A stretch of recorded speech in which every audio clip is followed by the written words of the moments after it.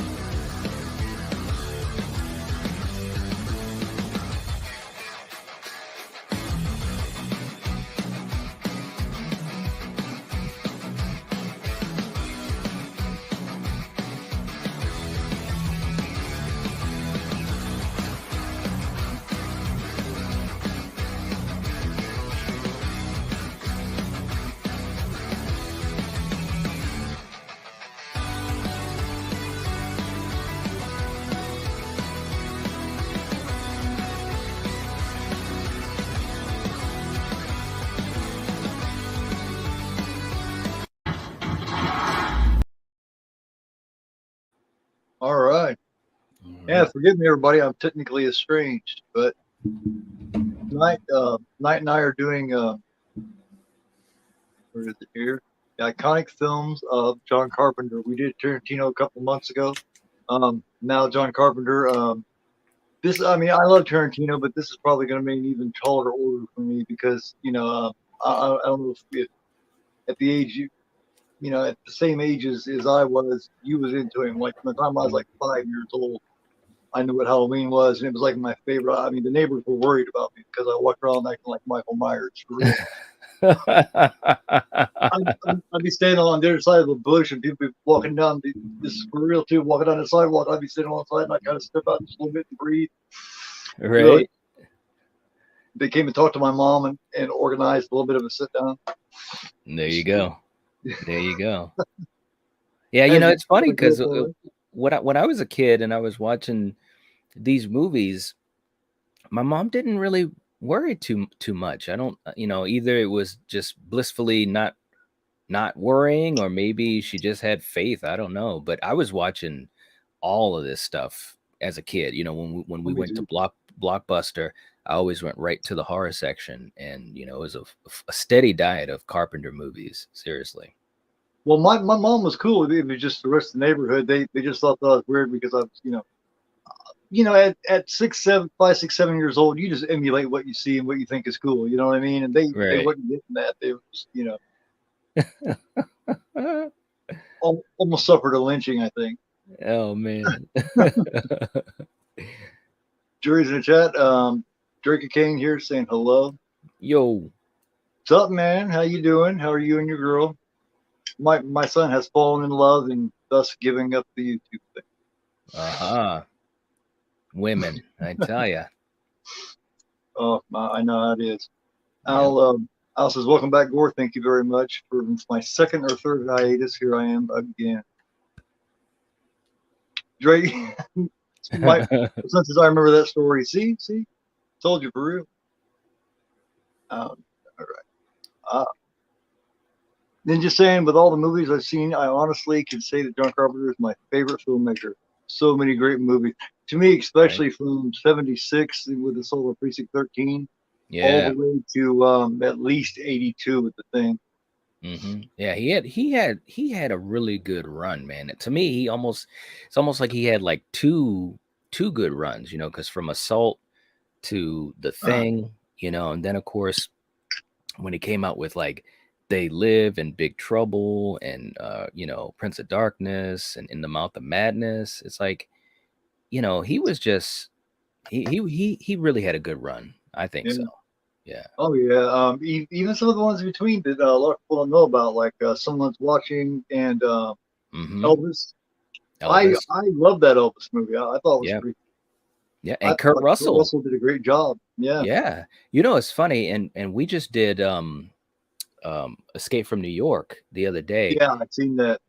Yeah, and him and Kurt Russell, it just shows you how good Carpenter is and also Russell as an actor, because the four times that they collaborated, Elvis, Big Trouble, The Thing, and Escape. First of all four movies are totally different types of movies, Right. and Kurt Russell was portraying four totally different types of characters, and I'm telling you, man, it's like lightning in a bottle. It's Yeah. lightning in a bottle to me. Yeah, I remember they did two escapes, so they actually collaborated 5 times. And Yes, yes. and Kurt even co-wrote Escape from L.A. I mean, the story's Yep, pretty much just like New York, but I mean, yep, you know, yep, um, exactly.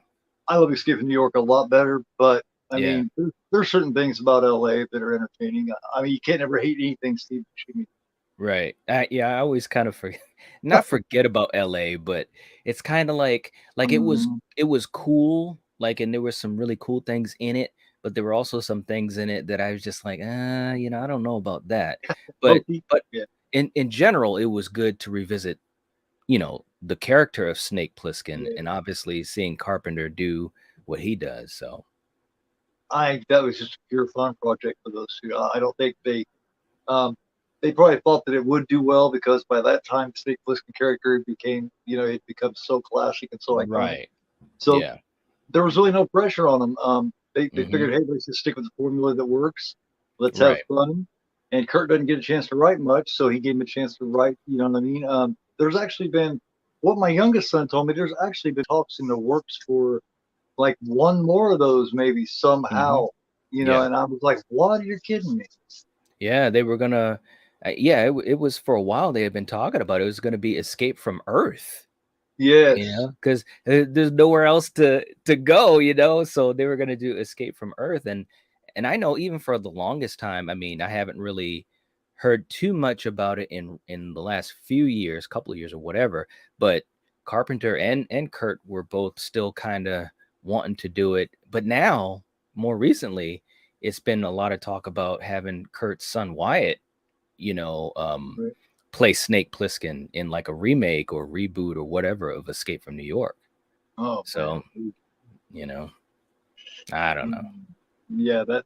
Uh, I don't know. I guess I'm kind of closed minded when it comes to things like that. When I see a character, like it took forever just to talk me into the zombie Halloween remake, Yep. and I bitched about it the whole time. I Yeah. actually, for some reason, I prefer Halloween 2, and it's crazy. Oh, Zombies Halloween 2 over Zombies original Halloween. I could understand that. It's just so off the wall and weird. Yeah. Yeah. And that's the thing that really attracts people to it, or it detracts, people Yeah. from it. So, but I will say, I give them credit for just going for it. I mean, and when you're it's so tough, man. I mean, obviously there are some good remakes. One of the greatest remakes of all time was Carpenter's The Thing, Oh so yeah, for it's sure. like I can't, and The Thing is like one of my favorite movies, I love it. So I can't totally poo-poo on remakes or reboots, because one of my Right. favorite movies is a remake.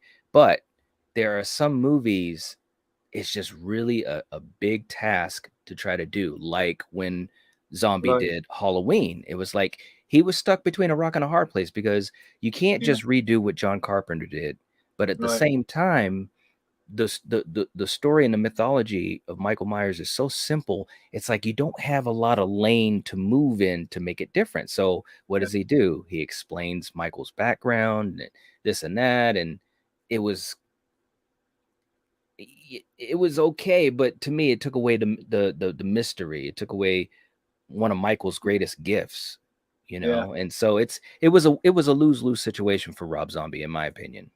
Yeah. That's a perfect example. I'm better with a remake than I am a recasting. Mm, Like to me, someone like Snake Plissken would be impossible to recast. yeah, you know. I just don't see it. Even harder than a Michael Myers. You know what I Yeah. mean? Oh Because yeah. he is Snake. Um, Yep. Fixes he'll be like, oh, my fiance has joined us now in the chat. Hey. Hi, baby, how you doing? Son saying hello to Gretchen. Baby saying hi to my son. Baby says, hey, Drake. Jerry says, I see that sexy Dawn of the Dead sit behind you. Oh, very healing therapy. Yeah, I could never go halfway with anything. At the same time, I don't want to do a full. As you can see, I have a whole new setup here going. Mm-hmm. That the whole back wall is physical media. Nice. I'm but I still don't want to do. For some reason, I do not want to do a full collection video. Um, the whole reason that I got on YouTube was because I had become agoraphobic. I'd spent a few years back. I spent 2 straight years in the house. I hadn't left the house in 2 straight years at one point.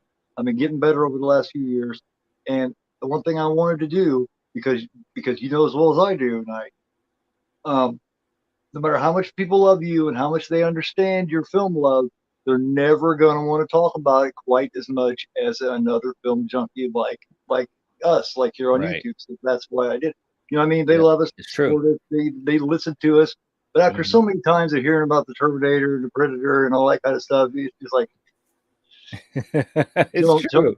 tell the same story, explaining why Anton, you know, Anton from No Country for Old Gentlemen, Yeah. or yeah, was Old man. Yeah. old man was such a creepy character. I, Yeah, I he I was. must have told everybody in my family that several times, and every time I watch it, I explain it to them over and over again Right.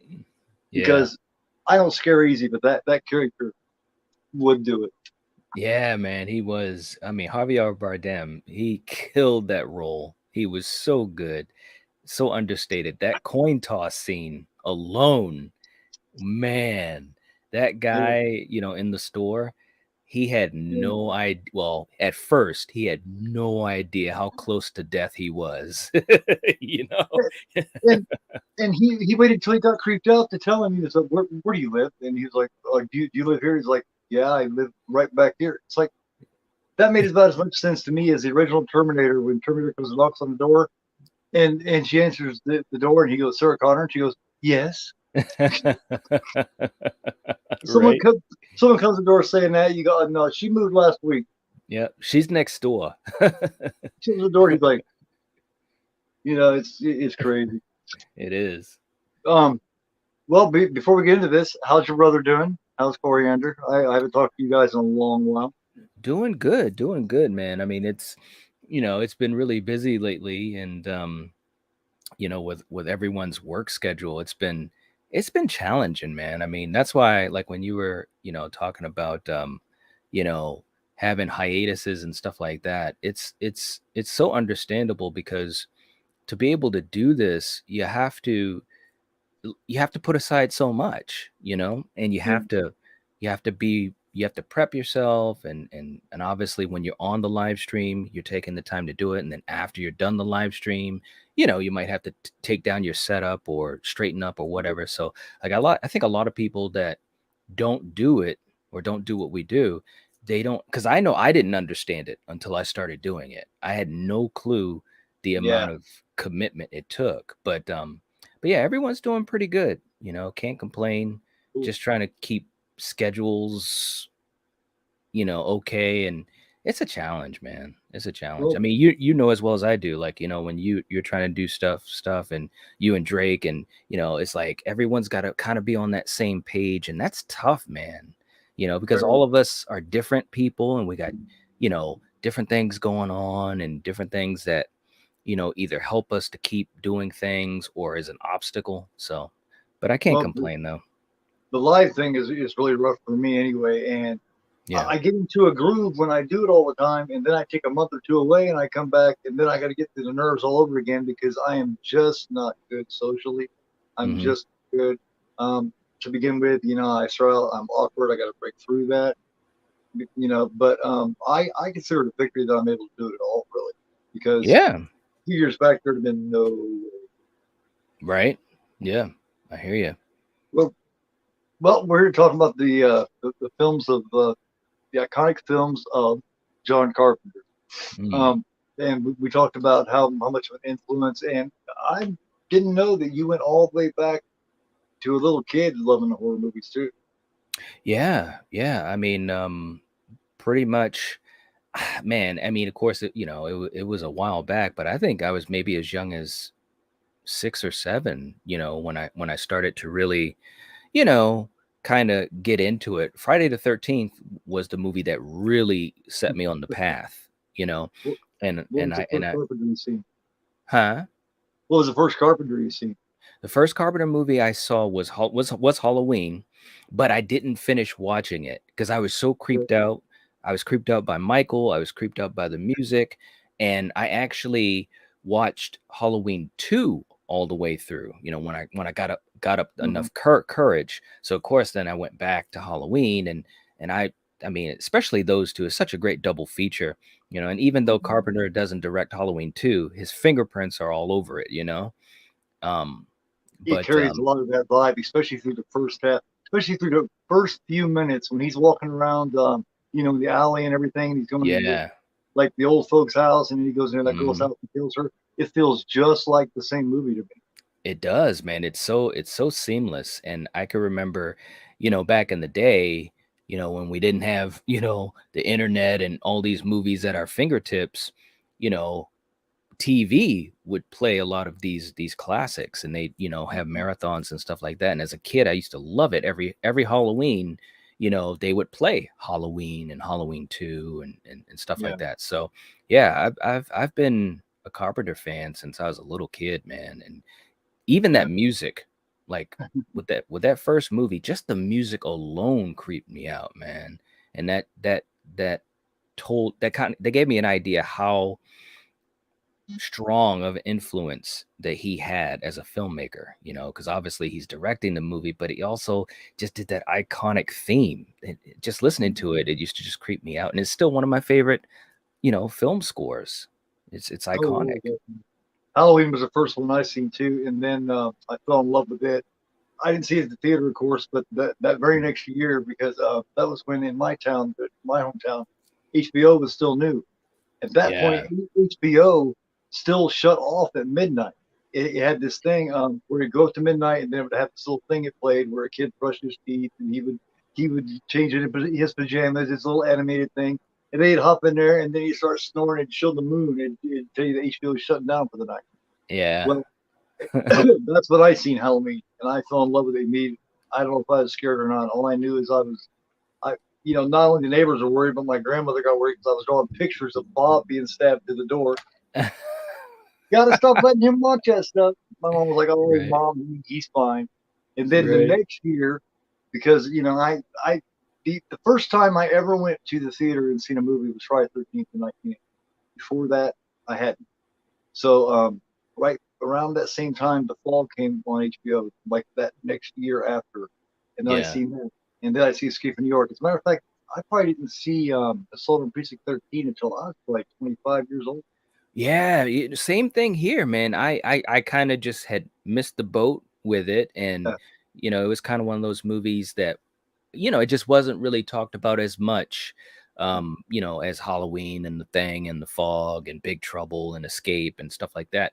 But I knew of the movie, and I was like, yeah, I was like in my early 20s too, and I just said, I wanna finish, checking out his filmography and stuff like that. So, um, I got it and I bought it. It was a blind buy. I just knew I'd like it, so I bought it Mhm. and I watched it and I Different. was like, "Oh my god, this movie is great."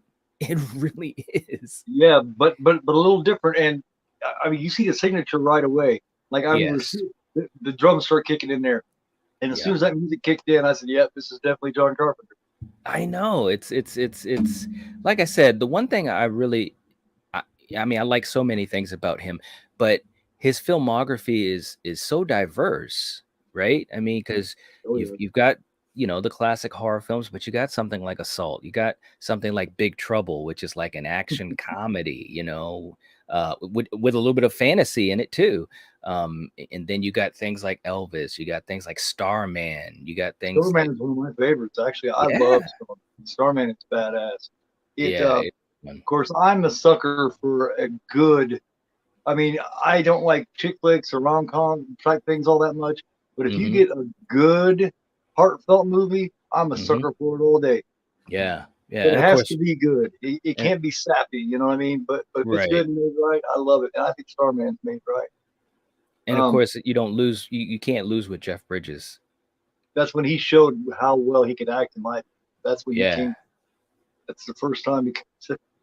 I don't remember what it was he says, but he's mocking the guy. He hears the guy talking, and he's mocking him through his mouth real weird, and he yeah, just does it really well. Um, yeah. you had Karen Allen also in that one, and yeah, he just Hmm. yeah, It's good um, stuff, man. very good. Yeah. Um, Something else about Carpenter is, and you find out when you go back and you see things like a song of Precinct 13, how much he uses the same actor. Yes. Yes. Excellent point. I Um, love that. yeah, because right there is Charles Cyphers and Nancy Loomis or Nancy Kies. Yep. Also in that is Tony Burton, Yep. Yep. and, Absolutely. I mean, and we know who he, he is. that's right. Duke. Love him. Love him. Love him. And he also had a little role in The Shining too. So it's always nice seeing him pop up in things. Some actors, you just for me anyways, I just gravitate towards them no matter how big or small their roles are. But Yeah, especially with character actors like a Tony Burton, I just gravitate towards him. Even the first time I ever saw him, obviously, was Rocky, and I just gravitated, towards him, yeah, even though his role isn't big. I mean, he's important in the storyline, but mhm, as far as Apollo's side of things, but I just gravitated towards him. And Carpenter seems to mhm. always get those types of actors, you Oh know. yeah. Tony Yeah. Burton to me just felt like such a nice guy. He just Yeah. felt really warm. You know what I mean? That's the idea that I got from. Yep. So there's a song Precinct 13. Before that, there's Dark Star. I still to this day have never seen Dark Star. You know what? I actually can't even remember. I saw it when I was young, and I didn't even know it was a Carpenter movie. Like I remember bits and pieces of it, and Mhm. as I got older, I was watching some, I don't know if it was a documentary or something that was talking about his career, and they showed bits and pieces of it, and I was like, oh yeah, I kind of remember that one. I'm sure he probably is not a big, well, I'm sure he probably enjoyed some aspects of it because he was raw, and of course, the Mhm. other thing about it too is, Dark Star not only, was a launching pad for Carpenter, but it was also a launching pad for what was eventually going to become Alien, with Dan O'Bannon, Yeah, and that's what I was it's going to say. Yeah. so it's like so many. That's what I love about that time. There were so many great artists, whether it was directors, practical effects folks, Mhm. cinematographers, obviously the actors, were hard workers too. And there was so many angles and so many branches to this like eventual family tree. You have something like Dark Star, and like I said, it launched John Carpenter. Dan O'Bannon kind of got his start and eventually, got Alien going, and he worked with Ron Shusett, and that kind of eventually got things like Dune and The Running Man and so many Mhm. other Return of the Living Dead and like and these are all great films in their own right. Yeah. You know. Meanwhile, Carpenter got people like Jamie Lee Curtis going. Yes. Got Kurt Russell's transition from Disney movies to Hmm. you know actual action movies and just all kinds of shit actually. Yeah. Um, and if that wouldn't have happened, would he ever met his lifelong girlfriend Goldie Hawn? I mean, who knows? That's right. Yeah. It's cool Um, stuff. yeah, it definitely is. But his actual first, I was checking into it, and I've definitely never seen this. I don't think it's ever been released. It's called Captain Warrior, 1969. He directed, wrote it, and produced it. So Oh, that right there is something interesting that we could look for, or at least yeah. available. I haven't even seen it. So, yeah. Um, the Song of Precinct 13, I don't know that it did much here in the States or anything. I know that he got the name Michael Myers from the guy that helped get that movie produced. Hmm. Um, and then he kind of paid tribute to him with Halloween. Of course, we all know about Halloween. I'll try not to get completely going on Halloween. We could talk about that alone. Yeah, I have. That's one of the ones that'll make certain people in the family not Drake, of course, but certain people in my family just be like, oh no, not Halloween yet. Right. I Because, know, man. because you know, some people make it sound like a big deal if they see something 50 or 100 times. I covered that, but by the time I was like 12, 13 years old, as soon as it Right. hit VHS, I covered that number because I Yeah. just loved it. No wonder my Yeah. grandma was worried. It's just Yeah, it's a fantastic movie. I don't even know how many different copies or versions of it physically that I've had over the years. I know it's got to at least be at least seven or eight, you know, and it's I just have because I love the movie so much. I have 9 or 10 different copies. I have 3 different 4Ks of it. I have Nice. the Anchor Bay first 4K release with the slip, the 40th anniversary. I have Hmm. the Best Buy Steelbook 4K. That really nice one. It's got him on one side and her on the other in the lead. Yes. Yep. And I have the Scream Factory, and also I have the extended edition DVD. I have German media book. I have American media book. Just Nice. it's just and I have VHS. So I used to have one right over here. I probably don't have it ready, but yeah, no, I've got a couple copies of it, and I'm telling you, man, and you know, and I watch it multiple times a year. I haven't watched it since earlier this year, and I'm just waiting for October. You know, it's almost like it's like a, and for people that, like you said, for people that aren't on that same level with us, they probably think it's wacko. But for me, it's like it's like an old friend, you know, and obviously with movies like that that are so iconic and that I enjoy so much, it's like, man, I'm just, you know, something to look forward to. You know, same thing with Friday 13th, stuff like that, you know, all the good movies. But Halloween, it just never gets old to me. I might have to dive into it. I'm kind of well known for not doing a lot of deep dives, especially anymore. But I'm going to do Rocky Monday, um, Hmm. and I might have to do Halloween this October just because it is Yeah. what it is, and that's what it means to me. Yeah. Um, Yep. and that's another connection too that I know if other people in the chat realize that Kim Richards, that's in Solar Precinct 13, the little girl that gets shot at the cream truck, is the sister to Kyle Richards that plays Lindsay in Hell. Yeah. Hmm. Yep. Um, and both of them are also in the car. If anybody's seen that, Yes. Yep. thank Hmm. you, Ninja. I appreciate that. Yes, I know it's obnoxious. Basic Autumn Ween Queen. Hello, hey, how you doing? Thanks for coming Hey. by. Never seen you before. Thanks for stopping in, though. All welcome. Chili Head Aquatics. I don't. Wow. Sorry at work. We'll catch replay. Cool. Hey. I don't even do live streams, and just with the setup, watching, writing, shooting, and eating is tough but fun. Hey, Right. still, what's up? John Steele, what's up? One loves. They used to show Dark Star on my local. UHF channel. I forgot about UHF. You turn it when you Right? tune it in. Jaworski saw Dark Star and got O'Bannon for the Dune movie that was never made. Yep. Hey, Grim. Okay, I'm all caught up here. That chain around his neck also makes it look like chemtrails in the sky above the city.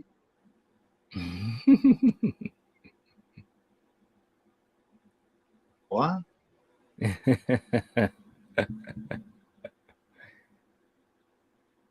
So what, my chain? Or whose chains is John talking about?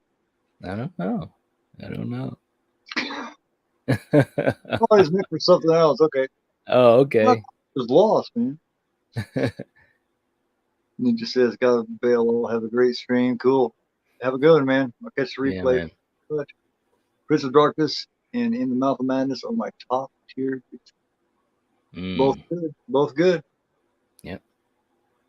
All right. So after that now, do you want to talk about Halloween 2 and Halloween 3? I mean, he had something to do with them. I mean, as far as Halloween Yeah. 2 goes, him and Deborah Hill, um, they wrote and produced it.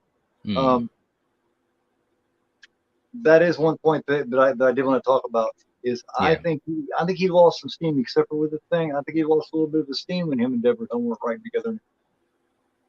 Yeah. Yeah. I mean, it's quite possible. I mean, I think, and I could be totally wrong. It's just, kind of what I've kind of put together over the years as far as following, John Carpenter's career. But, I think he was in a place where, he did Halloween. It was very successful.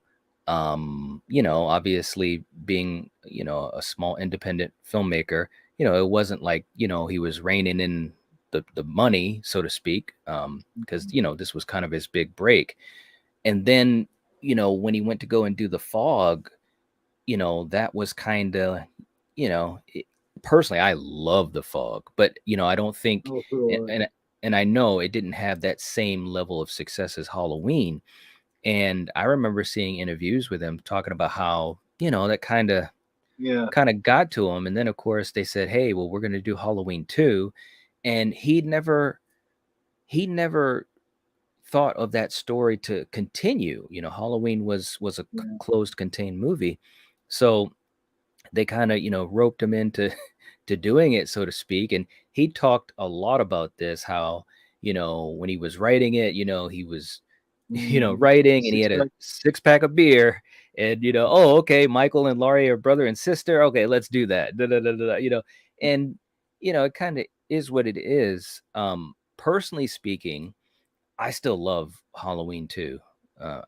As a matter of fact, there was a time when I was younger, like a kid, there were times I watched that more than the original, because it was just one of those movies that really spoke to me. But I know Carpenter wasn't really the biggest fan of it at the time. He kind of just did it to do it. And then, of course, with Season of the Witch, we know, again, just another. But of course, he did the Thing. I forgot about the Thing, and he worked on the Thing. He said that was one of the longest production schedules he had ever worked on, and he was really happy with the film. He was proud of the film until it flopped in the box office, and I'm just thinking to myself, this guy has just been through this roller Yeah, coaster in his career, and yet when we look back at his filmography, there's so many amazing, iconic, legendary movies, and it's a lot of it took time, because a lot of these movies became cult classics, and some of these movies were way ahead of its time. yeah. Most of them didn't even hit when they came out. Most of them bombed. And it's funny, all his best shit like became so iconic. The only one that really hit when it came out was maybe Escape from New York. The Fog Mm, didn't. Halloween didn't right away. It right. um it had to go around again and then get re-released. Mm-hmm. Um and then the Thing, and considering how everybody feels about it, that's just crazy.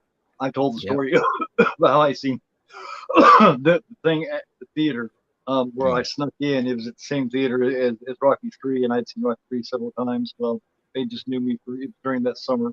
Well, the Thing come on 2 or 3 weeks after that, and I already seen Rocky 3 4 or 5 times. So I said, yeah, you know, Rocky again. You know, and they said, okay. And they ain't paying any attention. I went in. It was a matinee. It was during the summer when school was out. And I walked in, sit there. No one came through or nothing. I just sit there and watched the thing. Nice. That's So, awesome, man. uh, you know, I loved Rocky 3, but I already seen it 4 or 5 times. And I wanted to see the new Carpenter, you know. Yep. But yeah, I got lucky. It was like I was meant to see it. Um, but hold on, let me see here. Hey, 4K, how you doing? Hey. Yes. Okay. Um, but yeah, what I was saying about Carpenter and Hill is well, they had the matters of the heart going on and all that kind of shit happened, and he left her to go to Adrian Barbeau after you know, before the fall. By the time they started shooting the fall, they were already estranged and split. Yeah. I don't know if you see anything about that, but Jamie Lee Curtis was kind of playing you know, she was on Deborah's side, and she wasn't even speaking to John for most of the time, most of that shooting, because he was already with Adrian Barbeau. Um, and she had written that part for, well, she did. I don't think she necessarily realized it was for Adrian Barbeau when she wrote it. But then here's John's new girlfriend with Yeah. that part that she personally wrote. You know, and people talk about that's her best role. She definitely not long before she died made it clear that she had wrote that. You know, that she had wrote that role, considered her best role. So Yeah. I'm not sure if they even, by the time she died, I think she died of cancer. I'm still not sure because, like I said, they did the fall, they did Escape from New York, and then I know she didn't have anything to do with the thing. Right. Yep. But I just think that, you know, it was just too bad how the personal stuff got in the way, and it, you know, Yeah. it Yeah. I mean, they were a that's good what they could have team, done. man. Yeah. Very good. Yeah. And Deborah Hill, I mean, I actually you know, just really think that she was amazing, you know, and I think that she was very smart. And it is too bad that things kind of happened the way they did. I mean, you know, it's just life. But those two together, you know, Carpenter and Deborah Hill, I mean, they were just a good team. And like you said, like I said, man, it was just thinking of, as I'm thinking about it, I'm just like, you know, thinking of all the memories of these movies and thinking about all the logistics of how they were so well shot. And like you said, Deborah Hill writing great character dialogue, and even like Dean Cundy cinematography. I mean, just some of Oh the man, innovative things he did, because he was with Carpenter on a nice little run too, you know, like 5 movies or whatever, yeah. 5 or 6. But yeah, man. I mean, I like I said, I'm just so happy that I got a chance to experience those things, especially growing up, because I think when you experience stuff like that, growing up, the memories they really stick with you, because you know it's your formative time. You know, being a kid, and especially with the '80s, you know, horror was right on that cusp of blowing up, you know, the slasher craze and this and that. And like everybody was making a movie. All you needed was like $100,000. But it was cool because there was so many creative people that came out of that, you know, and Carpenter was a big part of it. Big Or part. if you was in Canada, they'd finance one for you. Yep. Yep. Um, yeah, Cronenberg may not be around today if that had, you know, hadn't happened. Yeah. So, Yeah. um, It's true. yeah, I kind of want to talk about Elvis too. It was made the same year as Halloween. Um, and of course, for Kurt Russell as Elvis. Something I found out the other day, the one playing Elvis in Forrest Gump, Mhm. that's Kurt Russell. Really? That's Kurt Russell and Kurt Russell's Elvis voice. Oh, okay. Wow. That's a I, cool fun I did fact. I not like that. know that all these years. Me neither. That's That cool.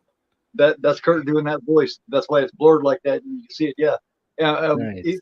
Next time you see Forrest Gump, listen to that real good, and then when you see Elvis with him, listen to it because he All does right. a really good job with it. And the Yeah. one that plays Priscilla is Season Hubley, which was his girlfriend at the time.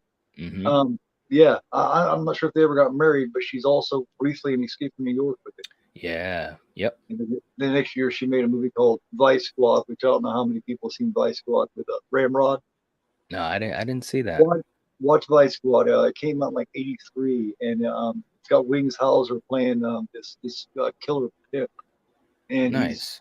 it's a pretty good show. Um, Nice. yeah, it's called Vice Squad, and it stars her. It's one of her few starring roles. Cool. Yeah, I'll have to check So that out. um, someone is watching me. Well, no, Elvis was made in '79. Someone is watching me was made in '78. I seen that Okay. once many years ago. Yeah, me too. Um, that's got Lauren Hutton, I do believe in it. Mm-hmm. Of course, well, that's loaded with people. Still, Yeah. besides the Love Boat, the only time Jimmy Lee Curtis and Janet Leigh ever really did well, no, they did H2O together. Right, But right. I don't consider H2O much, though, really. I mean, don't get me wrong, I like Scream, but not when it's Halloween Scream. You know what I mean? Right. Yeah, I know exactly what you mean. I want Halloween is sacred to me. I don't want it to be more of a '90s slasher Right. type. You know? Right. Yeah. You Yeah, know? they probably figured, let's because of course Kevin Williamson worked on H2O, and of course, he's the one of the masterminds behind Scream, and they probably figured, well, let's get Kevin Williamson in this because Scream did so well, and we got to try to revitalize Halloween and so forth and so forth. And I get it, from the studio perspective, but the thing that was to me, H2O isn't a bad movie, but I call it Hollow Scream because it really has so many Scream aesthetics. You even have that scene where Michael is chasing John and his girlfriend Michelle Williams, and they get into that gated area, and Michael has the knife, and he's got his hand through the gate, and he's going like this, and I'm like, that's Ghostface. What are you guys doing? Don't Yeah, make Michael into Ghostface. Now, the cool part was, when he comes up to the door, and him and Jamie Lee Curtis are looking through the little window. Now that was iconic, but yeah, it was okay. I mean, it's definitely not my favorite in the franchise because of that, because yeah. of the similarities it has with Scream. But what are you gonna do? Well, well, you know how I am. I am very anal when it comes to the whole franchise. That's Yep. why I usually talk about I talk about Halloween 3 because it has nothing to do with it. I talk about '78 and I talk about Halloween 2, all except for the brother and sister. Hmm. Other than that, 4 would have been okay if it wasn't for that damn mask. I know. He just looks like he looks so friendly in that mask. You just want to shake his hand and say, "What's up?" You know, I mean, really, you Yeah. do. He looks like he's walking up, going, "Hey, how you do?" Right. He I just can't. drives you crazy. For the life of me, I'll never understand, and I've talked about it a lot too.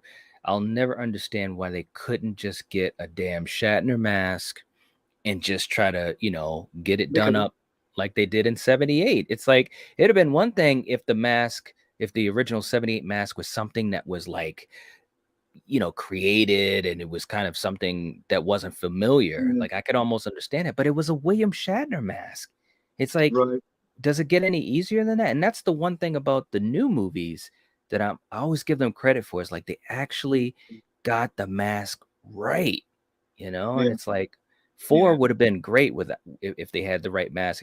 I mean, I still enjoy it, don't get me wrong. But the mask is always a sticking point for me. Same yeah. thing with five. Well, Ugh. the flies one looks like it looks like somebody somebody remind me Cage, Nicholas Cage. The Nicolas one Cage. fly looks like Cage. Yeah, Yep. Yep. which who knows? Oh, Phil's in here. Hey, What's up, Phil? How Phil. you doing? Thanks for coming by. Phil says, Yeah.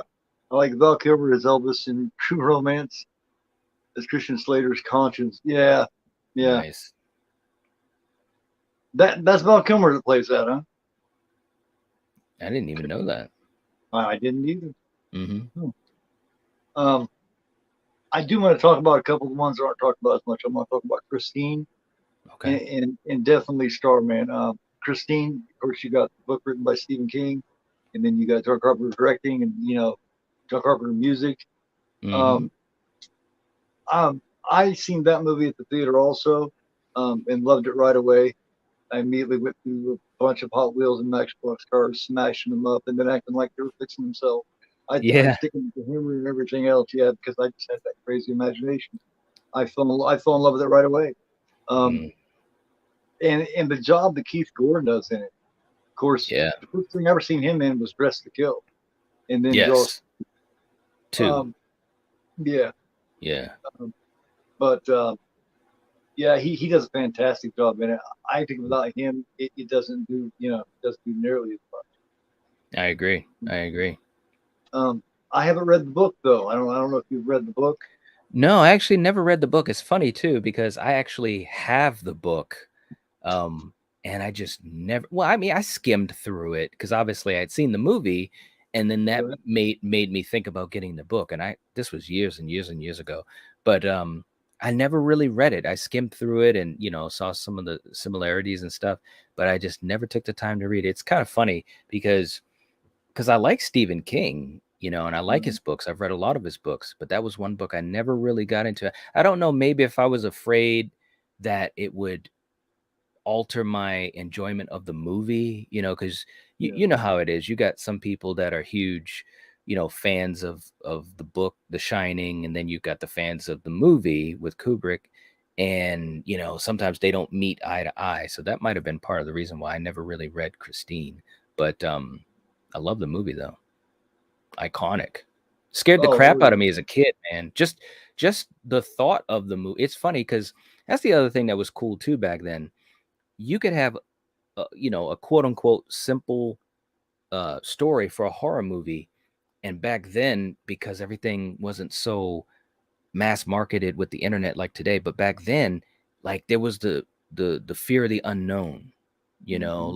like when you go to the video store or the movie is playing on TV and like right before it starts, you're just like, oh man, and back then, Stephen King, I mean, obviously he's still legendary and popular. But back then, when you said this is a Stephen King movie, as a kid, I was already scared. Right. It didn't matter what it was. So the fact that you had Stephen King and John Carpenter together, it was like, oh wow, and I Yeah. miss those days, man. It was Yeah. it was a it was a simpler time, and you actually could be surprised. You could go into something Yeah. blind and be surprised. And that was such a fun thing. These kids nowadays, I know it sounds like, old man talking, but these kids nowadays, they don't have that anymore. Yeah. They just don't. And That's they'll true. they'll they'll never really understand it, because I'd go into a Blockbuster and go to the horror section and you just have dozens and dozens and dozens of movies. And Oh, I that know. that all that you had was the cover art, the title of the movie, and a lot of times they have a little bit of a thing you read on the back, but it was like Christmas, My mom would say, "Yep, you guys," because obviously it would be me and my brother, and they'd say, "Okay, you can get two or three," and just it was just fun, man. It was so much I fun. I remember some of them I just didn't want to take back. You know what I mean? I just Yes, like, man, I wish this one was mine. right. I know, man. 'Cause that's what I Crazy. think VHSs cost a lot more. I mean, it'd be at least 20, 30 bucks per VHS. That's right. Yeah. Well, so far, in the list of his actual releases, we got Assault on Precinct 13, Halloween, Someone Is Watching Me, Elvis, um, The Fog, Escape from New York, The Thing, Christine, and every single one of these movies are completely different. Yeah. I mean, he definitely had guts with what he did. So, what did he do right after that? He made Star. Yep. Yep. And and like I said, in my opinion, that's what helped people get to know. Because I mean, I remember Jeff Bridges in the Jessica Lange King Kong movie in the Yep. late '70s, but he Hmm. didn't get really a chance to really show his skill. You know what I mean? That King Kong movie really wasn't one where people were going to show what they had. Right. But Starman is so simple, and you know what I mean. And one thing I noticed about that movie is I kept going through it, and I kept feeling for her, putting Yeah. myself in her position, and how hard that would be Hmm. because he had no clue, but he looked and sounded and everything just like her husband that had just died. I Yep. remember thinking that, going, man, and he didn't. He just didn't know. You know Yep. what I mean? So Mm-hmm. by the end, when all that shit's going down, and they make it, and they're trying to stop him from leaving because, of course, they want to take him and do all this whatever with him. Well, he takes off, and even though she's losing him, he leaves her with something. So it's like you know what I mean? I like the way that ended up, Yeah. because Yeah. And because she was getting ready to go ballistic, man. 'Cause she was getting ready to lose him again. yep. Even though it Yep. wasn't him, it was. Right. So you know Yeah. what I mean? And I just thought that was a really cool little movie. Real Yeah. simple, Yes. you know, just And well it made, bitter. well acted.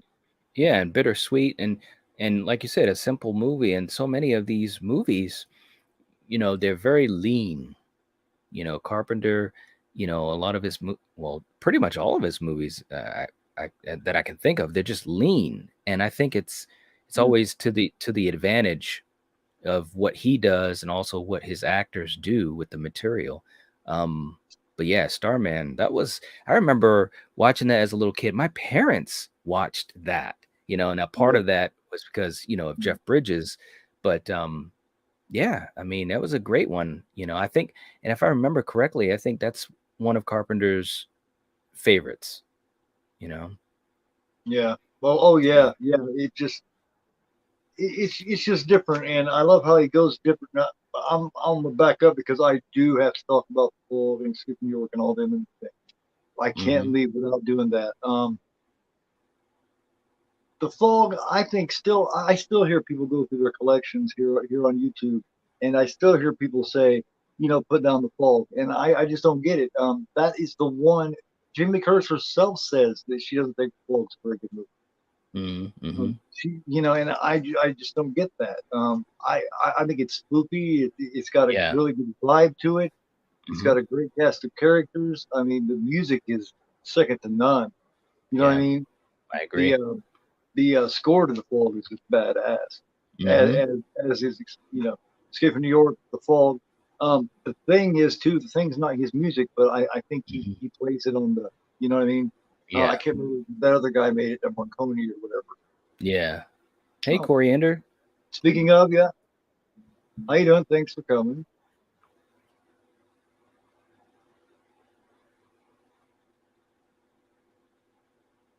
Is there any point that you want to make about any of these, or I mean, is there anywhere that you want to go, or something you definitely want to get in? Well, I think also with the Fog, just to chime in on the Fog, I think it's such a good ghost revenge movie, Mhm. and like you said, it's got a lot of atmosphere. I'll never forget when Yes. I kind of reconnected with it. Um, I don't know. I was somewhere in my early 20s. I had seen it as a kid and saw it, a couple times growing up, but I wasn't as connected to it for whatever reason. I mean, I was watching so many horror movies, as I got into my teens and late teens and stuff. So I was like just trying to eat up everything. But I remember reconnecting with The Fog, and I was like just totally mesmerized by the atmosphere, and Mhm. that soundtrack, and you had such a good cast, and it was like multiple stories going on. You had Tom Atkins and Jamie Lee Curtis, you had Adrian Barbeau, and it was kind of like all these things were kind of converging into one story. And personally speaking, I think it's a great movie. I I'm think it's a curious. great. Where do you stand on the whole thing of she can't leave the White House? She tells him, I'm sorry, Andy. Please understand. I have to stay up here." Where do you stand with that? Because I know a lot of people that go, "Bullshit. I'd be out there. I'd be helping my kid." I know why Right. she can't. I know and understand why she can't. Well, I think that But a lot of I people think don't that understand that. They take well, it the other way. oh, what way do they take it? Well, what she means by that is she's the only one that can see up there and see Right. where the fog is going to direct people to stay away from it. From up Exactly. there, from up there, she can direct people to go get her son, get him to safety, and she can direct them all to safety. Yeah. Um, Yeah. now, if she gets down into her car and goes, she's being approached too, so she's going to get snatched. She's not going to be able to save him anyway. But Exactly. Yeah. there's a lot of mothers and everything. Several mothers over my life, and I've watched the movie and they see it. they completely disagree. She needs to get in that car. She needs to go get him. And I try to explain to him, no, she's the only one that can see over the town. She Yeah, has to be yeah. able to see and direct them. She's directing them to go get her kid. He's going to be okay. And then Right, she's going to right. direct them to safety because she's the only one that can see. But they just Yeah. do not, you know what I mean? So I was kind of wondering where you stood with that. Yeah. No, I agree. And plus the fact, with her job in general, she is the voice, the voice of the news to people. She's Right. she's the what's the word I want to say? The link to the world for the people that are listening to her. So I Yeah. think, it she also has that feeling of, okay, if I can tell people what's going on and prepare them or help them or save them or whatever. And obviously, like you said, with her son, she's got to get someone to get her son. She can't do it. You Yeah. know, Well, it's she, so it's almost like she could she try, was. but Yeah, she wouldn't yeah, make it because from down there in the that's right. car, she wouldn't see the same shit that she's seen from up there. So Exactly. instead, she's giving directions. This is where the fog is. Don't go here. Will somebody please go get my son? My son's over Right. here. Let me Yeah. direct you around the fog because you don't want to get in it because, Yep. the one at that point that really knew that there was something wrong with it. Of Yeah. course, Yeah. besides the people that had learned the hard way. That's right. That's But yeah, right. I swear to God, there's been at least 2 or 3 different mothers over my life that I talked to that I'd be watching the movie. And they'd be like, I don't think so. I'd be going out, I'd be getting my kid. Bitch, you better get out of there. You know what I mean? It's like, no, you're thinking about it wrong. Hold on a minute. She's a Right. shitty mother. No, no, hold on a minute.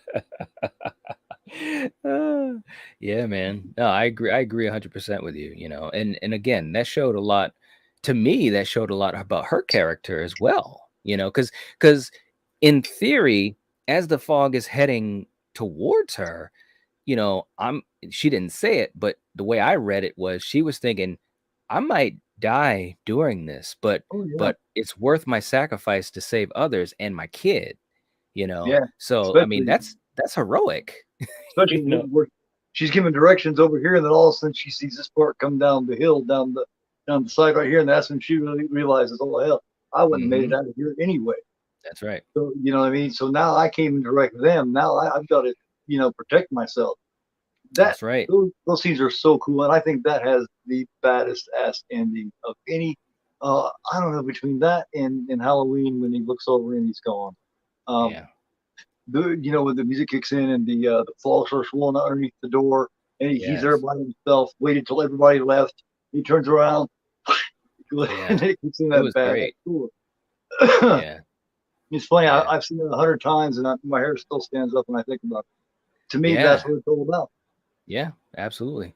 And that, like you said, and the atmosphere is just it's amazing. It's and it's funny not to get into it, but of course with the remake had none of those things.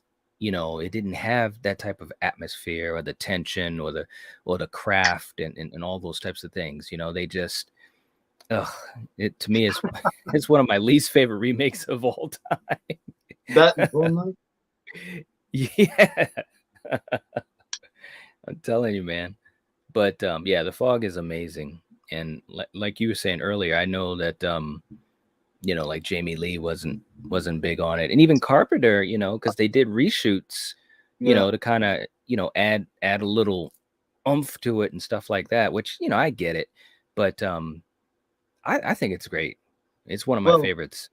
well, before he did the reshoots, it was just a straight ahead ghost story. There wasn't none Yeah. of the killing or nothing. What he added to it was when they run into the boat and kill the guys Hmm. on the boat, 3 guys on the boat. They added that and a couple Yep. other things. Other than that, it was basically just a mood piece. It was just Yeah. it was Yep. just a straight ahead old fashioned ghost story. Which Yep. I'm glad he added that stuff because Me too. you know definitely his most underrated film. Yeah, it's definitely underrated. I mean, and like you said, the soundtrack too it's fantastic, man. I've got excuse me, I've got it on vinyl and it is just good. Great. I mean, it's great. I love it. Oh, you got it on vinyl? Very Mm, cool. Very cool. yeah. Yeah, I've got that. I've got Escape. I've got Halloween 2. What else? I've got I think that's all I've got for Carpenter. I think. Talk about Oh, score. Prince of Darkness. I've got Prince of Darkness Okay. as well. Man, and that's another Escape, great one. Escape from New York. How did that affect you? How did you see it at the theater? Or did you see it on TV? No, first time I saw Escape was on TV. I'll never forget it. It was a Saturday afternoon watching it with my little brother and my cousins. What was it during the summer? I Where do think you think? so. I So think you so so. prior to watching, you probably immediately went outside and probably played Snake Plissken and shit. Didn't Yes. Oh yeah, man. Like all as soon as because we did that type of stuff, we'd come in for lunch or whatever. My aunt, would fix us. It was like six of us, six boys. So you you? know how she had her hands full. So it was always a Yep. thing to put on a move, put on the TV like a movie or whatever, so we could be quiet, eat our lunch or whatever. And then once the movie's over, okay, go outside and play. And so it was cool though. But yeah, Snake Man. I remember trying to make an eye patch with a piece Uh, of black paper. I went and broke a pair of sunglasses. I popped one of the lenses out and, Yes. and then taped like some kind of a string to it and tied it Yep. close. And I had it there, man. I was Snake Yep. on calls. Yes. The Ford was perfectly classic. It's cool to see a young Carpenter in it at the beginning with Holbrook. Yeah, because then Yes. he says, "Father, can I get paid? Yeah. Why don't you come in at 6 instead tomorrow, Bennett?" Yeah. Bennett. Yeah. Oh man. Some But good yeah, stuff. but the thing is we had a lot of kids in my neighborhood, and we all wanted to be Snake. You know what I mean? It's kind of like when we Mhm. all first seen Every Way But Loose. We all wanted to be, fly a little That's right. better.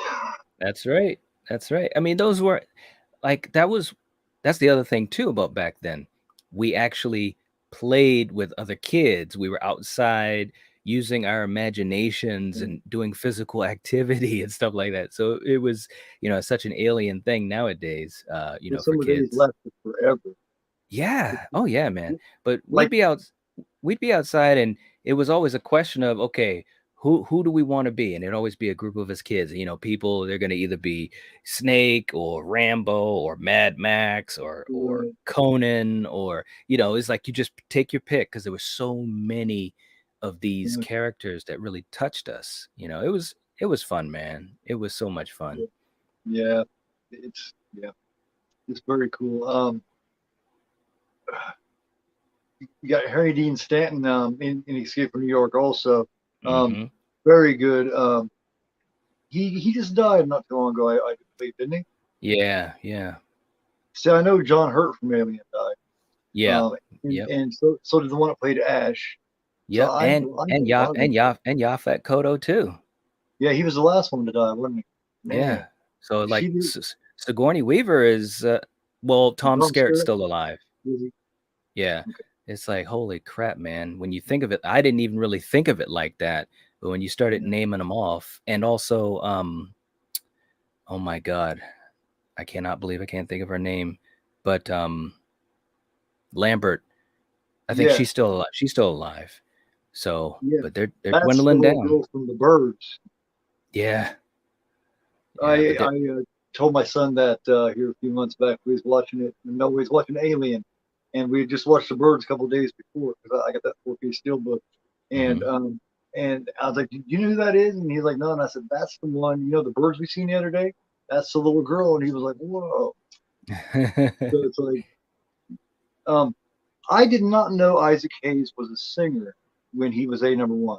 I didn't learn Yeah. that until later. My mom told me she was like, he's a singer, and I was like, "What? Oh Who? yeah.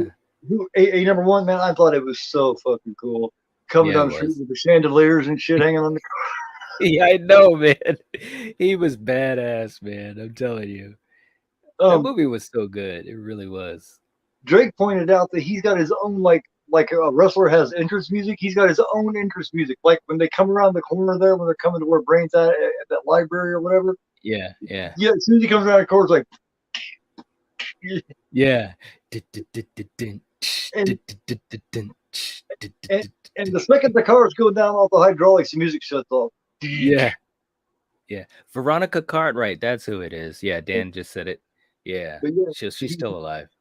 he's got his own theme music. That's right, man. Okay, yeah, reenacting movie, we did that all the time. Oh man, that's back when we did that. Now, only way you could really do it is if they make the video game mode, I guess. Right, still with us. She was on Leave It to. Oh my God, she was on Leave It to Beaver. That's crazy. She was what was that little girl's name? She was the bratty little wasn't Lumpy's little sister, was it? I don't know. I'd have to look that up. I remember, yeah, she was. Oh my God, she's been around forever. That's a deep cut, Dan. I loved her in Invasion of the Body Snatchers too. Violet Rutherford. There you go. I didn't know it, but damn it, I figured it out after he told me about it. See, 8:41. I still got you for about another half hour or so. And I'm gonna take all of them. Okay, Big Trouble in Little China. Yeah. I'm not the biggest fan. Everybody shoot me now. I'm not the biggest fan. Although I do love the part when they're all getting ready to rush each other. And he starts shooting in the air, and the ceiling falls and knocks his ass out. He's laying there and they're all fighting. Let me take my poster down. So no, I'm just messing with you. I like it, but I don't love it like a lot of people. You know what I mean? I don't dislike it. I'll put it that way. Yeah, I like Kurt Russell. I like Kim Cattrall. Of course, back then, Kim Cattrall was the chick from Porky's, you know, and the yes, indeed. That's when I haven't shown my 15-year-old yet. I know why. he hasn't seen Porky's yet, and I got to show him the Police Academy, the first couple anyway. Yes, I agree. But yeah, I mean, one thing I will say for Big Trouble in Little China is it's a lot of fun. It mixes a lot of action. It mixes the kung fu movies. Yeah. It mixes humor. It mixes so many really cool things. Supernatural, you know, and Kurt Russell is second to none. Yeah, I mean, you gotta just love his John Wayne impersonation too, man. He's just, what I like about it is it's just so bonkers crazy, you know, like, and his performance as this would-be hero, like he's totally out of his depth, you know, all the time, but yet he finds a way to overcome all these obstacles, and he combos his way through it. Yes, you know, and I love so many of his lines and quotes, you know, it's all in the reflexes, you know, and all those types of things, man. But credit to oh my God, I can't think of his name, but Wang, you know, like he is hilarious and good in it. And of course, he was also in Prince of Darkness. Yeah, he's the one that's trying to dig through the closet, and he's screaming for dear life. Yeah. Yes. So I mean, again, you know, Carpenter just gets these actors, and a lot of them are just character actors, and it just works. It just works. But I've also heard from some people that Big Trouble isn't their favorite out of Carpenter's filmography. It definitely has an acquired taste. I know for me, part of the allure of it for me was also the kung fu aspect of it, because like when I was a kid and I saw it, you know, I was like deep into, you know, my martial arts craze and love and stuff. So anytime I could see a movie that had anything with it in, it was like, yeah, I wanted Victor Wong. Yeah, that's who it is, Victor Wong. He's a legend. He is. But yeah. Who's the older Oriental guy in there? He's been in a million things too. Who's that guy? The one that plays the Egg. He plays the supernatural that has the coming out of his eyes and everything. Oh, that's James Hong. Is it James Hong? Yeah, James Hong, I think. Because he's been even more shit. Oh man, he's been in so many things I can't even keep track of him. Let me take a look. I think it's James Hong. Pretty sure of that. Well, let's see. Big Trouble. Of course, when you're trying to. Dennis Dunn was Wang. Yeah, James Hong was Lo Pan. Yep. Okay. Yep. And he's the bad guy, right? Yeah, Lo Pan. Yep, James Hong. Yep. Okay. I loved him. You're not here to get it, Mr. Burton.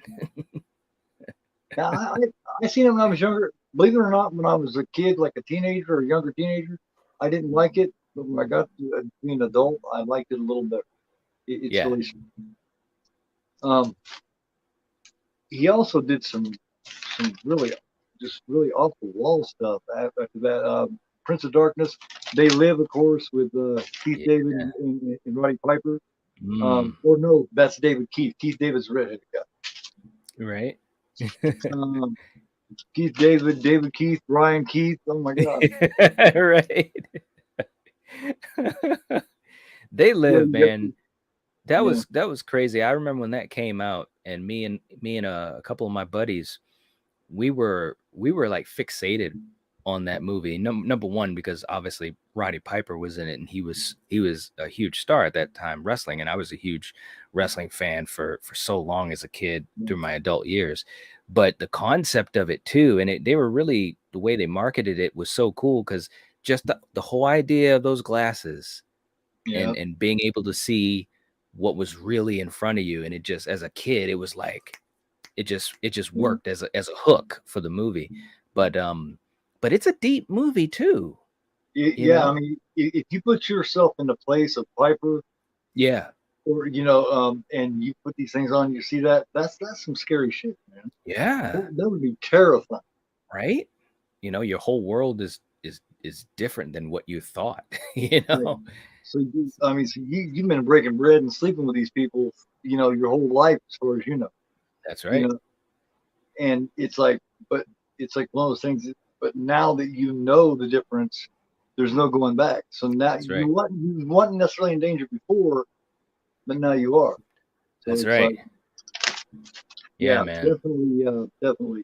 Um, I've seen that, and the first thing that stuck out to me when I first seen that was, at that time I was a big wrestling fan. I was a big World Wrestling Federation fan, Piper and Oh all yeah. that. And that's the first movie that he really stepped out and starred in. He'd done a couple Yeah. of things like Body Slam and everything, but I knew as soon as I seen that alley fight, I knew it was because he was wrestling. That's Um, right. Yeah. um, there was some stunt coordinator, I guess, from what John Carpenter said, there was some stunt coordinator was trying to coordinate that fight and everything. And Piper was like, "Well, no, this is how you throw a working punch. That's wrestling talk. See, Yeah. I was a wrestler for 12 years, so I know that lingo. It, Hmm. it's a working punch." And this guy was like, "No, no, no, I've been doing this for 40 years." And Piper was like, "Well, I do this every day of my life." And Carpenter stepped back and said, "Yeah, I think he knows how to put on a fight and Right. make it look like they was just killing each other. That's still Oh one of the man. best fights, street fights in any It movie." is. I love that scene so much, man. And both of them had such great chemistry, Yeah, like yeah, they did. right from the beginning. It was like, they just had this really cool chemistry. Keith David obviously is amazing. And he played off of Piper really well. And Piper, for someone who didn't have, a lot of acting experience in movies, he Right. took he took what he got from the wrestling world and was able to translate it, and I thought he did a hell of a job. I absolutely loved him in that movie as well. He was very likable, like as that everyman. He was very Yeah. believable. And of course you got Meg Foster too. I mean, good lord, Yeah. the greatest eyes in all of Yeah. movies. I mean, like, That's you can't lose. she had already made I think it was Stepfather 2. Had she already made Stepfather 2 by then, or did she? I'm pretty sure she had, She might have. Yeah, I think so. because she's in it, and her daughter is the girl that plays in um that one slasher class, Cutting Class. Cutting Class. Yeah, yeah. I was just trying to She's the see if girl I that could plays find in that. it. Yeah. Yeah, Meg Um, Foster. She's a legend too. Yeah, I was a little Hmm. disappointed when I seen her in 31. She was like, I thought she was, I don't want to sound like a prude, but she, some of the stuff she was saying there when they were, she was just saying a lot of things that Rob Zombie would have women say. And here she Yep. was, this older woman, and I always felt she had more class than that. And I can't remember exactly what they said, but it was just, I don't know. Yeah, I, man. I mean, I know exactly what you mean, because, and she's better again, than and that, you know? yeah, and I like, I actually do like a lot of Rob Zombie movies, and I appreciate what he brings to the table. He definitely has a voice, so to speak, Mhm. and you got to appreciate that, especially, in horror, it's so easy to just copy and be like everyone else. And he's definitely very unique. And I Yeah. appreciate that. But at the same time, like you said, you see Meg Foster in that, or you see Dee Wallace in Uh, Three from Hell. And I was like, what is Dee Wallace doing? I No. I just wish he didn't think that every person was poor white trash. You know what I mean? I I just know. I it's like know. not every person acts like that. You know, Oh man, I so agree. And that I'd like to know where was, he came from. I'd like to see. I'd like to be a fly on the wall at his house for one day, man. It must be yeah. so. Well, and It that's must. the thing too, because he has that aesthetic in all of his movies, you know? And going back to Halloween, I think that was one of the things that really took me out of the movie early on, is that, Michael, we're seeing Michael growing up, and the house is just so abusive and negative and just evil. There's so much evil in the Yeah, house. It's like, well, how the hell could he not become the Michael Myers we know? And to yeah, me, that was a mistake, because it's humanizing Michael Myers. We understand him. We see why he is who he is. We actually yeah. sympathize with him. And it's like, no, you're taking away all the strengths of the character, and that's some of the problems I had with Rob Zombie's Halloween. But even as soon as it begins, you got, and I love William Forsythe, don't get me wrong, but just He played a piece of shit good, didn't he? oh my God, it's like, come on, like I get it. You guys are like trashy. It's like, you don't have to keep going and going and going, and it's like so many, like I said, Rob Zombie is unique. He's got a voice. I appreciate that. I like a lot of his films, but I don't think his style is better suited for something like TCM rather than Halloween. Like if he did a Right. Texas Chainsaw Massacre movie, which is kind of what House of a Thousand Corpses had, a lot of TCM vibes in it. So I think, That's my favorite show of his. yeah, it's It's it's a House it's a of great Thousand movie. Corpses. Because it's Yeah. supposed to be crazy and over the top, and it's like the least, even though they're in that, even though it is more like the Chainsaw Massacre type environment, it's the least vulgar. Yes, it is. Yeah. It's like by the time he got to 31, I mean, there was just oh man, He was I mean, unhinged. I want to like him so much. Yeah. I really do. I want to like his shows. I always have. Every Yeah. time I see another one, I go, maybe this one won't make me want to, grab these people up and go, no, it's not. Well, that's why I'm curious to see how the Munsters goes, because it's PG, Right. and so this could be a big fork in the road for his career, to show people that he can do something other than what he's been doing for 20 years, 20 plus years, whatever it's been. Because And you can tell you can tell he has some talent with movie making. oh You can tell yeah, it's there. He just yeah, chooses to muck it up. Yeah. yeah, yep, Uh, um, I've never seen. Well, I seen part of Memoirs of an Invisible Man, and I'm ashamed of myself because I like Sam Neill. I love Daryl Hannah, and at one mm, time I liked Chevy Chase. But back in the day when he was funny.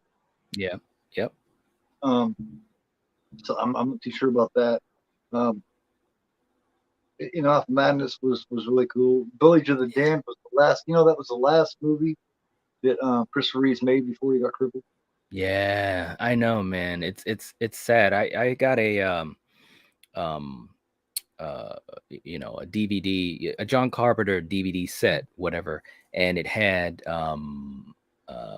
Prince of Darkness, The Thing, um Village of the Damned, and one other thing, all bundled together, whatever. But every time I would watch Village of the Damned, and I liked it, but every time I watched, and it's one of his movies I don't watch a lot because of that, because I'm Right. such a huge Christopher Reeve fan, and every time I Yeah. watch it, and he was good in it, and it's a good movie, it's not Carpenter's best, but it's good for what it is.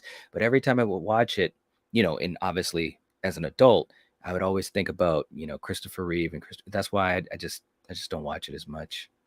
Yeah, it's sad because it just blew everybody's mind because Superman not being able to walk or run around, which is great. Because to me, Yeah. when we grew up, he's Superman. Yeah. Yeah. Chet and more 2, love Nightwatch Zone, Neon Light. Like Zombies 2007, but hated his sequel. Mm. Dan says, I need to get one of those lights. But I found your channel for GoreAphobe. Hey, thank you. I used to be just GoreAphobe, but I have evolved. I am now Sir GoreAphobe. I don't know why, I just am. But thank you so much. I appreciate it much. I hadn't been on here. This is my, like I said, it's my first live stream in a while, and I know I was rusty, but if you see where I've come from and the agoraphobia that's why my name is Agoraphobe, because a lot of people didn't know that when I first came in, but that's why, because I have suffered for about 15, 20 years now with agoraphobia.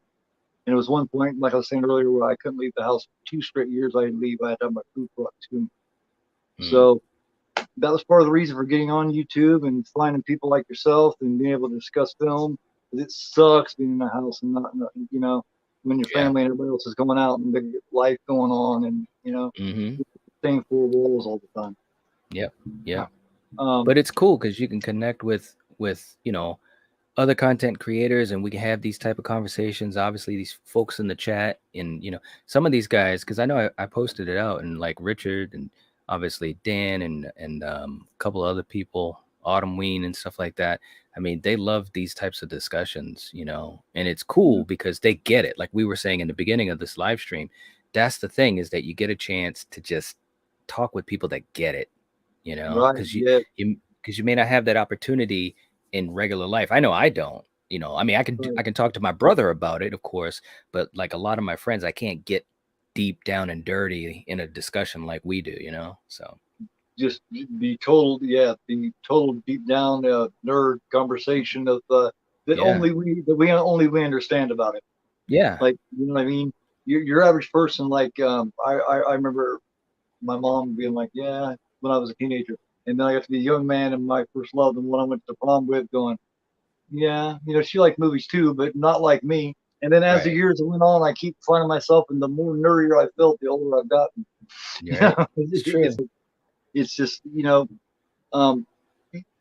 yeah, like I said, you can only drive the people that are around you all the time so crazy, so much, before you got to reach out to millions of others and drive them crazy too, Yep. It's because true. you don't get it unless you, it's fucking hell, dude. That's bad. Tell me about it. I have gotten a lot better though. I've gotten a lot better. I'm able to leave and all that kind of stuff. I've fought myself through this and forced myself to come on here and build a channel and try to build a channel and go live and all that kind of stuff. So, hey, can't call me a quitter, I guess. That's right. I appreciate you talking about Carpenter. You lead a lot better show than I do, but hey. Oh, come on, man. It's all about the discussion, man. That's why, when I can get together and have these types of discussions, it's always fun, because ultimately that's the magic of it, And whether we've like when we've done, huh? I just stayed away too long is what it was. Hey, well, now you're back. So that's all that counts, just taking it one step at a time. But like I was saying, like when we did Tarantino, or like on my channel when we did the Fulci episodes and the Romero Night of the Living Dead, like it's always just a fun conversation. And like I said, that's what's so awesome and appealing. You could just sit down and, like you said, we get it. We get each other, And I think for people that enjoy that type of conversation, like these guys, I mean, that's just what it's all about. Yeah, and the whole thing about this, this whole thing that I want to do it like every Tuesday, and I want it to be like it's the iconic films of ... and then put a name at the end. It's gonna be a different person each time. We did Tarantino a couple of months ago. Now we've done Carpenter, and I don't want it to be necessarily where anybody's running it. I just want it to be a conversation where we're just bullshitting about it, discussing it. That way, it doesn't feel like work to me. It doesn't feel like a stress. Right. Yep. Because I agree. Because that's the kind of shit that'll make me run. Yeah. When I feel like I have to work on it and I feel like I have to be under pressure. Yeah. That kills the whole point, really. Yep. So I kill my own point a lot. It just comes from the social phobia that I've had for like 20 years, man. I've had bad social phobia. I didn't know if you could tell that a year or two back when we first talked, that I wasn't really comfortable socially. Mm. Um, that I was just trying to get there. Yeah. I didn't know if you knew that about me. Not at first. No, not until you told me.